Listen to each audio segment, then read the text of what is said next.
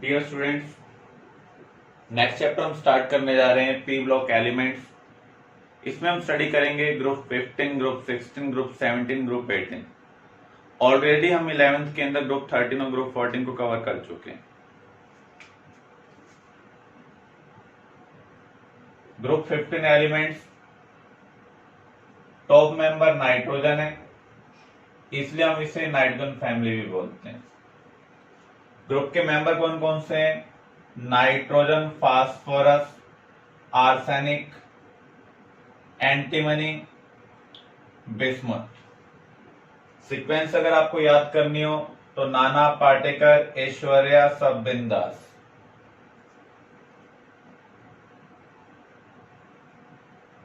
General electronic configuration क्या होगा?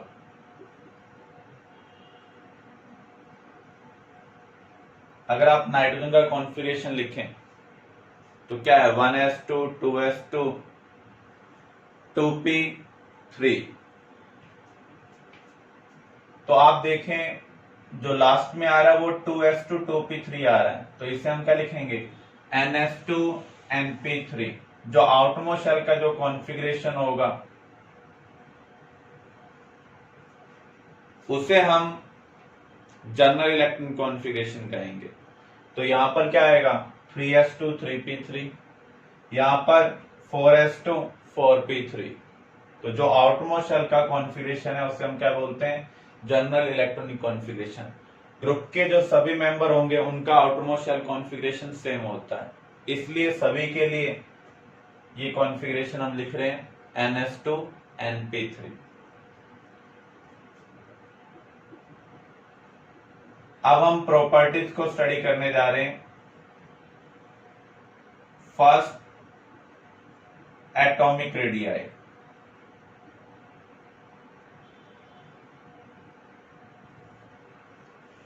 जब हम डाउन द ग्रुप मूव करेंगे तो एटॉमिक रेडियाई क्या होगा? इंक्रीज होगा due to addition of extra shell. Increase down the group due to addition of extra shell. तो आप ये कह सकते हैं नाइट्रोजन से ज्यादा रेडियाई फास्फोरस का है, फास्फोरस से आर्सेनिक, देन एंटीमनी, सबसे ज्यादा बिस्मुथ का।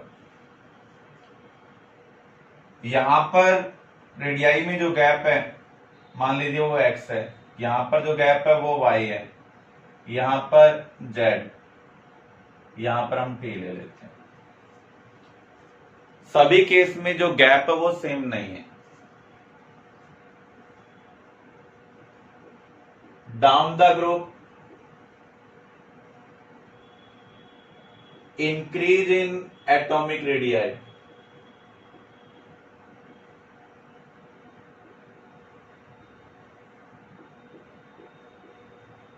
Not same. हम ये कह सकते हैं x y के इक्वल नहीं है, y z के इक्वल नहीं है, z t के इक्वल नहीं है। यहां पर जो x की वैल्यू है वो y से ज्यादा है, y की वैल्यू z से ज्यादा है, z की वैल्यू t से ज्यादा है। इसका रीजन क्या है? Down the group effective nuclear charge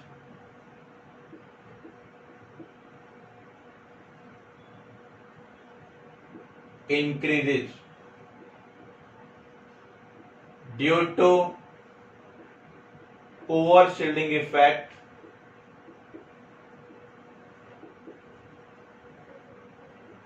of d and f electron in inner shell। जब हम डाउन द ग्रुप मूव कर रहे हैं तो जो इनर शेल होंगी वहां पर डी इलेक्ट्रॉन आएंगे या फिर एफ इलेक्ट्रॉन आएंगे। तो आपको पता है डी और एफ जो आउटमोस्ट इलेक्ट्रॉन है उसको प्रॉपरली स्क्रीन नहीं कर सकते हैं फ्रॉम न्यूक्लियर अट्रैक्शन। तो न्यूक्लियर अट्रैक्शन जब इंक्रीज होता है तो इलेक्ट्रॉन क्लोजर आ जाएगा। तो शेल के एडिशन की वजह से जितना आप रेडियाई में इंक्रीज एक्सपेक्ट कर रहे थे उतना इंक्रीज नहीं होगा, उसके कंपैरिजन में कम इंक्रीज होगा। इसलिए मैंने यहां पर कहा है कि नाइट्रोजन से फास्फोरस जो एटॉमिक रेडियाई में इंक्रीज हुआ है उससे आगे वो इंक्रीज उतना नहीं होगा, बल्कि उससे क्या होगा, कम होगा। ये किसकी वजह से हो रहा है, क्योंकि इनर शेल में D and F electron present है जिनका शील्डिंग इफेक्ट क्या है, पुअर है। Clear. Next property ionic radii. जैसे atomic radii down the group increase हो रहा है, आयनिक रेडियाई भी डाउन द ग्रुप क्या होगा, इंक्रीज होगा। N3 नेगेटिव के कंपैरिजन में फास्फाइड आयन का रेडियाई ज्यादा होगा। बिस्मुथ और एंटीमनी केटाइन बनाते हैं क्योंकि उनमें मेटालिक कैरेक्टर ज्यादा है। तो यहां पर हम केटाइन का अलग से कंपैरिजन कर रहे हैं, अनायन का अलग से कंपैरिजन कर रहे हैं।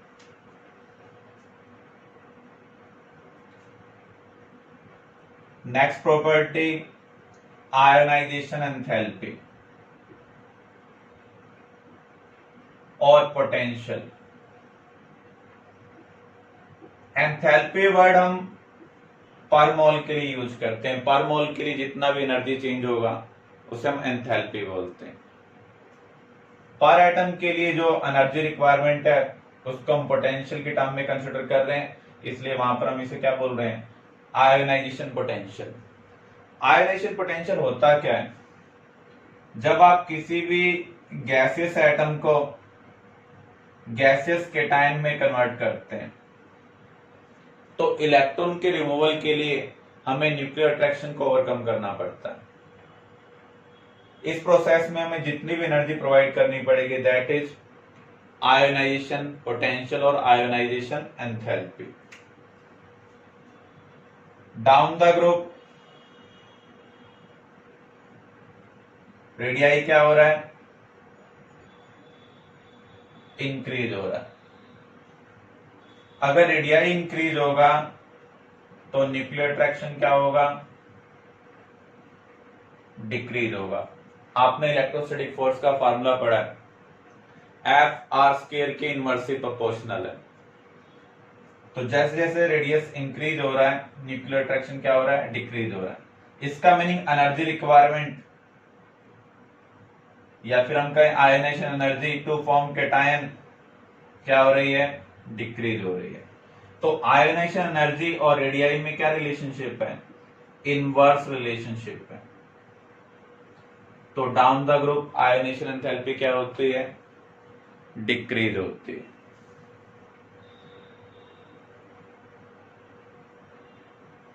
आयोनाइजेशन एंथैल्पी अगर हम ग्रुप 15 की ग्रुप 16 के साथ कंपैरिजन करें तो क्या होगी, नाइट्रोजन की ऑक्सीजन के साथ कंपैरिजन करें, फास्फोरस की सल्फर के साथ कंपैरिजन करें, तो उस केस में हमारा आंसर क्या होगा। आपको ध्यान रखना है left to right in a period जो आयोनाइजेशन एंथैल्पी है वो इंक्रीज होती है as nuclear attraction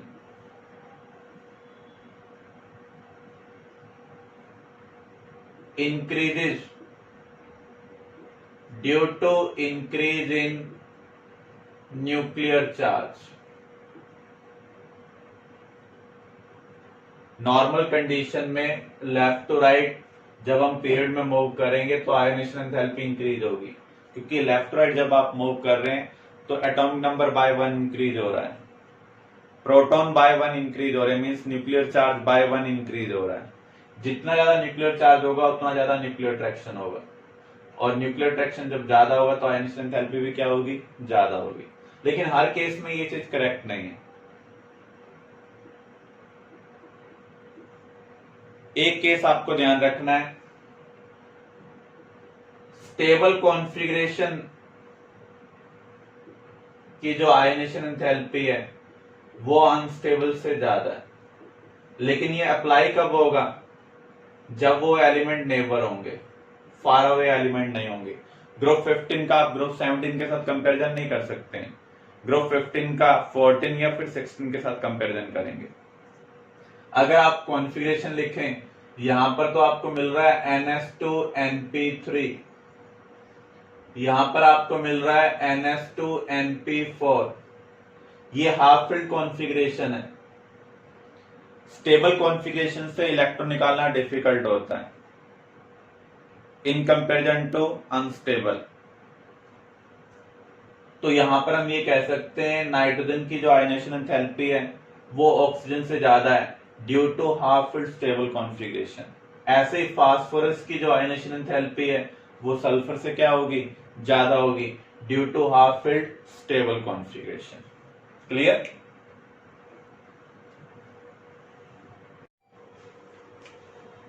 next, physical state.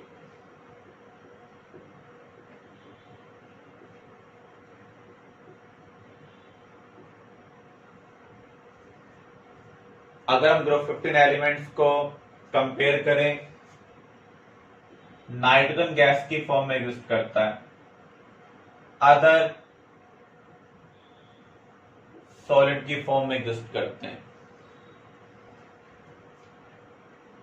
Nitrogen diatomic है, अदर टेट्राएटॉमिक फॉर्म में एग्जिस्ट करते हैं। अगर आप नाइट्रोजन गैस का फार्मूला लिखेंगे तो आप लिख रहे हैं N2, फास्फोरस का फार्मूला लिख रहे हैं तो P4। इसका रीजन क्या है?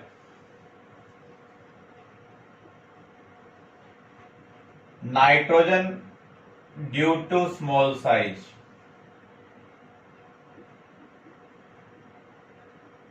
कैन फॉर्म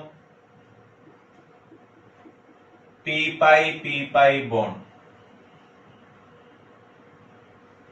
देखो, पाई बॉन्ड वही बना सकते हैं जिनके एटम का साइज कम है, जैसे कार्बन, नाइट्रोजन, ऑक्सीजन।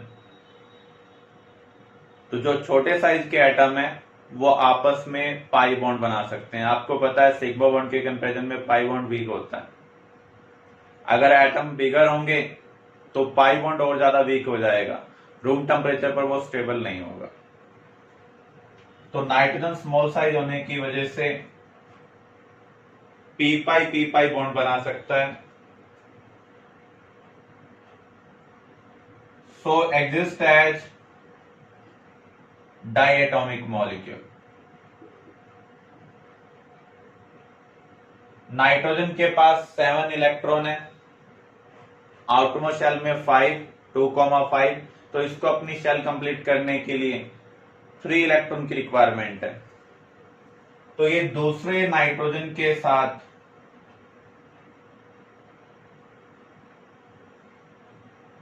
इलेक्ट्रॉन की शेयरिंग करेगा।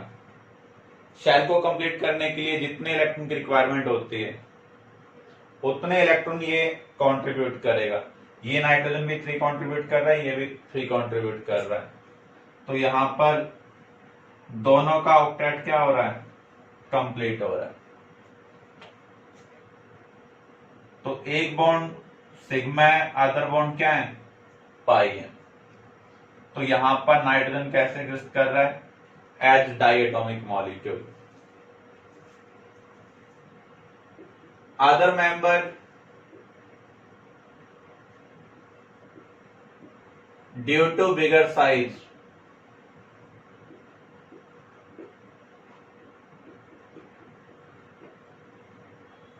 can't form p-pi bond,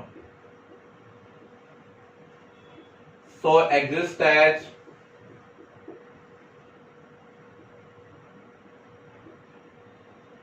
tetraatomic molecule। Phosphorus को भी अपनी शेल कंप्लीट करने के लिए 3 इलेक्ट्रॉन की रिक्वायरमेंट है, लेकिन वो पाई बॉन्ड नहीं बना सकता है, इसलिए वो 3 डिफरेंट फास्फोरस के साथ इलेक्ट्रॉन की शेयरिंग करेगा।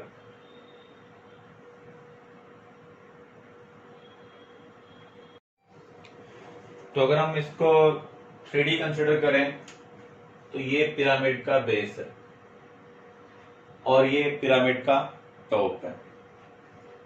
तो यहां पर फास्फोरस पाई बॉन्ड नहीं बना पा रहा है, इसलिए वो कैसे एग्जिस्ट कर रहा है, टेट्राटॉमिक मॉलिक्यूल की फॉर्म में। अदर मेंबर भी इसी तरीके से एग्जिस्ट कर रहे हैं। तो आप देख सकते हैं इसका मॉलिक्यूलर साइज स्मॉल है, इसका मॉलिक्यूलर साइज बिग है। तो यहां पर इन दोनों के वंडरवाल फोर्सेस में बहुत ज्यादा डिफरेंस होगा। Due to high difference in molecular size, van der Waals forces, nitrogen exist as gas, other member exist as solid. Due to large difference in molecular size,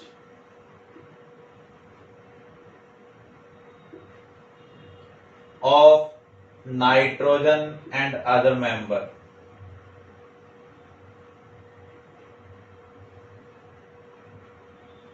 nitrogen exists as